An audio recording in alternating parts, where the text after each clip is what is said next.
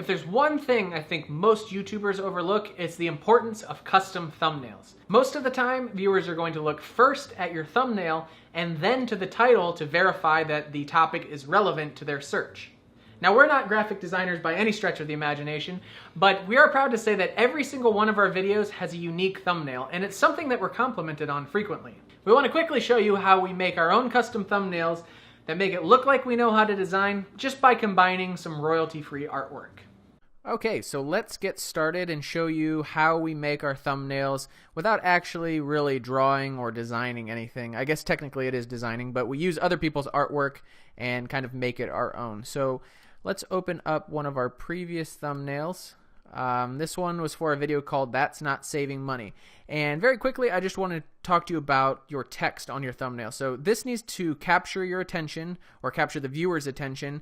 And if you make the font too small, no one's going to be able to read it. Remember that these are going to be tiny little thumbnails and a list of search results or recommended videos. So in this one, we actually broke our own rule. Usually we try and keep them under 3 words or less. But since one was a nice big green knot, that kind of draws your attention and you'll look a little closer to read it. Now, how we built this thumbnail, I think it's actually a pretty good looking one. This little graphic right here is actually from a royalty website, and the one that we use is called 123rf.com.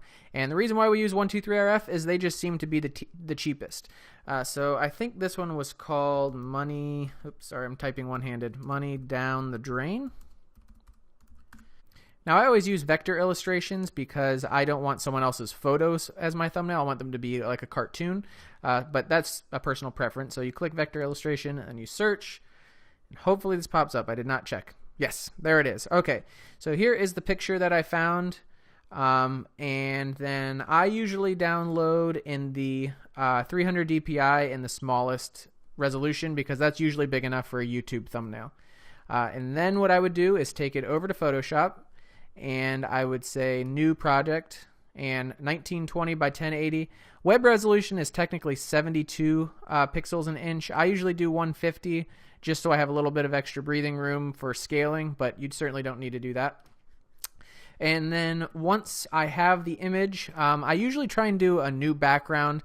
This one I think was also from 123rf. And I want to say it was this one, if I'm not mistaken. And then I turned down the opacity. So I purchased both of those images. I brought them into Photoshop. And then I added the text. Now for text, you're going to want to use big block letters. And like I said, 3 words or less. Yes, I agree. This does take a little bit of practice because, you know, I had to stretch the background to fill the whole aspect ratio. I had to cut out all the white out of this image, which if you don't know how to do that, that's, you know, something you have to learn in Photoshop, or if you haven't paid for Photoshop, there's a free software called GIMP, which you can use to do the exact same thing.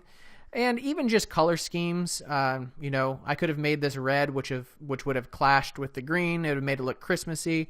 So there's all kinds of things, you know, we are really designing our thumbnails here, but it does not take very long because we use other people's artwork in our own way. I hope that makes sense.